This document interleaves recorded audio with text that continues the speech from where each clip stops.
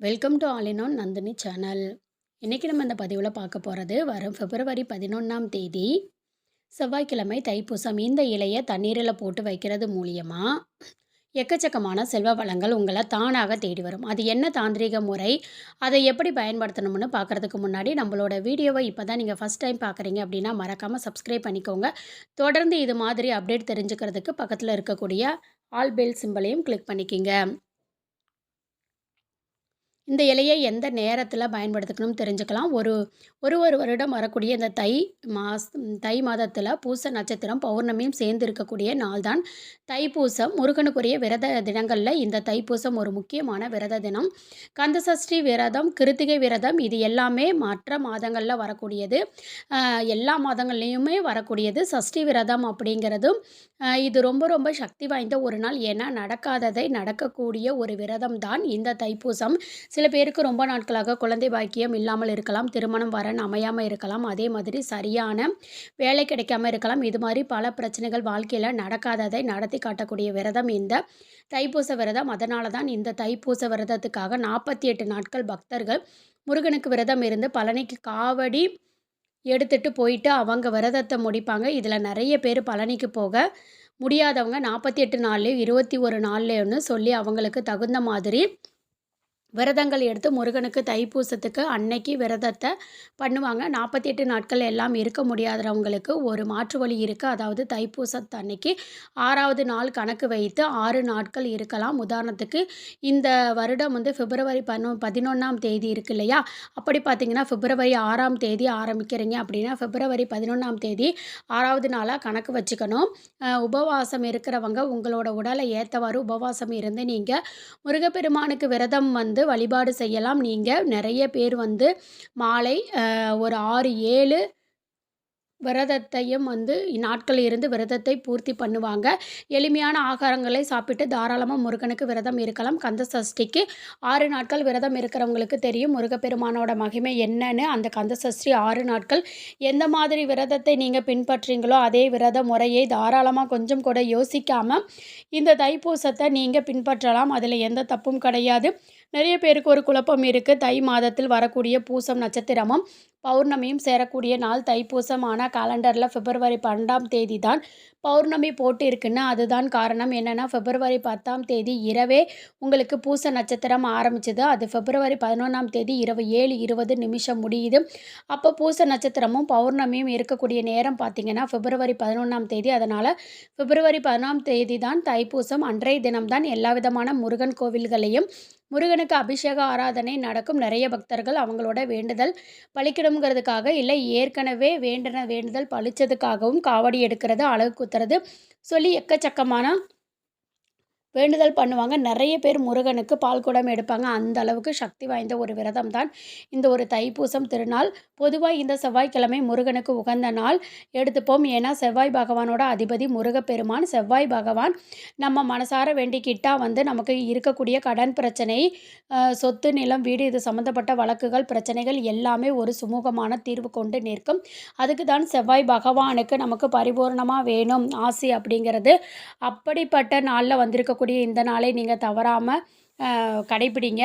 இந்த ஒரு இலை இருக்குது இல்லைங்களா, இந்த ஒரு இலையை நீங்கள் தண்ணீரில் போட்டு வைக்கிறது ரொம்ப ரொம்ப விசேஷம். சரி, அந்த இலை முதல்ல என்ன இலை அப்படின்னு தெரிஞ்சுக்கலாம். வேறொன்றும் இல்லை, பணவசியம் ஜனவசியம் ரெண்டுக்கும் பயன்படுத்தக்கூடிய அற்புதமான ஒரு இலை, அதுதான் புதினா இலை. புதினா இலையோட மகிமையை நம்மளோட சேனலில் பார்க்குறவங்களுக்கு தெரியும். தன ஆக்ரோஷம் மூலிகையில் இந்த புதினாவும் ஒன்று. ஒரே ஒரு புதினாவை இலையை வெள்ளிக்கிழமையில் நீங்கள் சுக்கிர ஓரையில் பூஜையில் வச்சு பூஜை பண்ணிவிட்டு அதுக்கப்புறம் அந்த புதினா இலையை உங்கள் மணி பர்ஸில் வச்சுக்கோங்க. மணி பர்ஸில் இருக்கக்கூடிய பணம் வீண் வரைய செலவு ஆகாது, கையை விட்டு போகாது, திரும்ப காந்தம் போல் உங்கள் பக்கம் ஈர்க்கப்படும். அப்படிப்பட்ட மகிமை வாய்ந்த ஒரு பொருள்தான், பல தாந்திரிக முறைகளுக்கு பயன்படுத்தக்கூடிய ஒரு பொருள்தான் ஒரு புதினா இலை. நிறைய பேர் அப்படிங்கிறது வசியம் அப்படின்னா கெடுதல் கிடையாது, குலதெய்வத்தை வசியம் பண்ணுறது. வசியம்தான் லட்சுமி கடாட்சத்தை உங்கள் பக்கம் காந்தம் போல் இழுக்க வைக்கிறது. ஒரு தாந்திரிக வசிய முறை தான். இந்த புதினா இலையை வச்சு சின்னதாக ஒரு பவுலில் தண்ணி பிடிச்சு வச்சுக்கோங்க. கண்ணாடியில் இல்லை அப்படின்னா என்ன பவுல் இருந்தாலும் சரி, பிளாஸ்டிக்கை தவிர பயன்படுத்திக்கோங்க. எத்தனை மணிக்கு செய்யலாம்னா தைப்பூச திருநாள் பிப்ரவரி 11ஆம் தேதி மாலை ஒரு 6 மணி அந்த 6 மணிக்குள்ளே நீங்கள் என்ன பண்ணலாம் அப்படின்னா, நீங்கள் இந்த வழிமுறையை வந்து பண்ணலாங்க. நீங்கள் ஏற்கனவே சமையலுக்கு வைத்திருந்த புதினா இலையை பயன்படுத்தலாம், தவறு கிடையாது. கழுவி சுத்தப்படுத்தி நாம் அதாவது நகம் படாமல் கிள்ளணும். தண்டோட இருக்கும் புதினா இலை அதை நகம் படாமல் கிள்ளி எடுத்து கழுவி மஞ்சள் கலந்த தண்ணீரில் முதல்ல நனைச்சி, அந்த புதினாவை அதுக்கப்புறம் எடுத்து பவுலில் தண்ணீர் பிடிச்சி வச்சுக்கோங்க. அதில் ஒரு 2, 3 புதினா இலையை போட்டு முருகப்பெருமானை மனசார பிரார்த்தனை பண்ணுங்கள். எங்கள் வீட்டுக்குள்ளே பணப்பிரச்சனை ஏதாவது இருந்துச்சுன்னா அந்த பணப்பிரச்சனை காணாமல் போகணும், செல்வம் எங்களை தானாக தேடி ஓடி வரணும், ஆடம்பர வாழ்க்கை வாழ்கிறோமோ இல்லையோ அத்தியாவசியமான பொருட்கள் எந்த பஞ்சமும் இல்லாமல் நிம்மதியான நிலையான கடன் இல்லாத வாழ்க்கை வாழணும்னு சொல்லி வேண்டிக்கோங்க. பூஜை அறையில் அந்த தண்ணீரில் போட்டு வச்சுருக்கக்கூடிய அந்த இலையை அப்படியே இருக்கட்டும். மனசார வேண்டிக்கிட்டு முருகனோட கந்தர் அலங்காரம், திருமுருகாற்றுப்படை கந்தர் அனுபூதி, கந்தர் சஷ்டி கவசம், இந்த மாதிரி உங்களால் என்னென்ன தெரியுமோ அது எல்லாத்தையும் நீங்கள் படிக்கலாம். இந்த வேலையில் ஓம் சரவண பவன்னு சொல்லிட்டு இந்த திருமந்திரத்தை 108 முறை உச்சரிக்கலாம். சரி, இந்த தண்ணீரை இந்த இலையை போட்டு வச்சுட்டோம். அதுக்கப்புறம் தண்ணீர் என்ன செய்யணும், தைப்பூச திருநாள் அன்னைக்கு இரவு முழுக்க, அதாவது பிப்ரவரி 11ஆம் தேதி மாலை ஒரு 6-7 மணிக்கு வச்சிங்க அப்படின்னா புதினா இலையை போட்டு வச்சுருப்பீங்க. பிப்ரவரி 11ஆம் தேதி அது அப்படியே இருக்கட்டும். பிப்ரவரி 12ஆம் தேதி புதன்கிழமை அதை எடுத்து அப்புறமா முதல் வேலையாக குளிச்சுட்டு பூஜை அறையிலேருந்து அதை எடுத்து அந்த தண்ணியை மட்டும் ஊற்றி புதினா இலையை கையில் வச்சுக்கோங்க. தண்ணீரை கால்படாத இடத்துல சிங்கில் ஊற்றிக்கிங்க. புதினா இலையை சின்னதாக ஒரு பேப்பரில் மடித்து, இல்லை வெற்றிலை இருந்தாலும் பரவாயில்லை, அந்த வெற்றிலை அந்த புதினா இலையை மடித்து உங்கள் வீட்டோட பூஜை அறையில் சுவாமி படத்துக்கு பின்னாடி வச்சுக்குங்க புதினா இலையை. அது அப்படியே இருக்கட்டும். ஒரு 2-3 நாட்கள் பூஜை அறையில் முருகர் ஃபோட்டோஸில் இருந்துச்சுன்னா அதுக்கு பின்னாடி வச்சுங்க. அப்படி இல்லைன்னா உங்கள் வீட்டில் உங்களுக்கு எங்கே வைக்கணும்னு ஆசை இருக்கோ அந்த இடத்துல வச்சுக்கோங்க போதும். மாதம் வரக்கூடிய சஷ்டி மற்றும் கிருத்திகை இதில் ஏதாவது ஒரு நாள் அதுலேயும் வளர்பிறை இருக்கணும், வளர்பிறை சஷ்டி இருக்கணும்.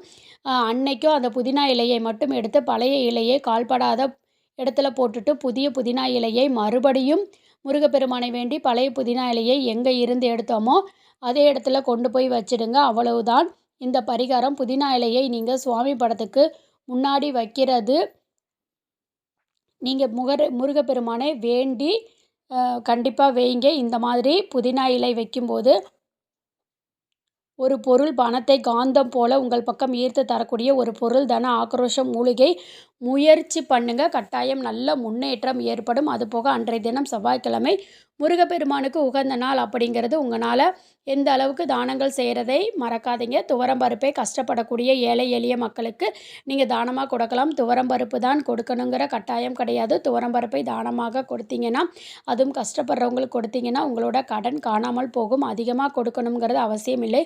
ஒரு 200 கிராம், ஒரு 1/2 கிலோ உங்கள் சக்திக்கு என்ன முடியுமோ அதை வாங்கி கொடுங்க. கூடவே வந்து உங்களால் என்ன வாங்கி கொடுக்க முடியுமோ உணவுக்காக அதையும் வாங்கி கொடுங்க. என்னால் அது முடியலன்னா அப்படின்னா கூட நீங்கள் வீட்டில் சமைச்ச சாதத்தையே ஒரு 2 பேர்த்துக்கு உணவு கொடுங்க. அல்லது கடையில் கூட யாராவது தானம் உங்ககிட்ட காசு கேட்குறாங்கன்னா கூட அவங்களுக்கு நீங்கள் சாப்பிட்றதுக்கு ஏதாவது வேணுமான்னு கேட்டு கூட அவங்களுக்கு வாங்கி கொடுக்கலாம். அல்லது ஒரு 2 பேர்த்துக்கு உணவு வாங்கி அன்றைய நாள் தைப்பூசம் அன்னைக்கு மற்றவங்களுக்கு நீங்கள் தானமாக கொடுங்க. அப்படி கொடுக்கறது மூலிமா தானத்திலே சிறந்த தானம் அன்னதானம். மனதார வாழ்த்தக்கூடிய ஒரு தானம். அதனால் அந்த தானத்தை அன்னைக்கு ஒருத்தருக்காவது செய்யுங்க. வளமுடன் வாழுங்க.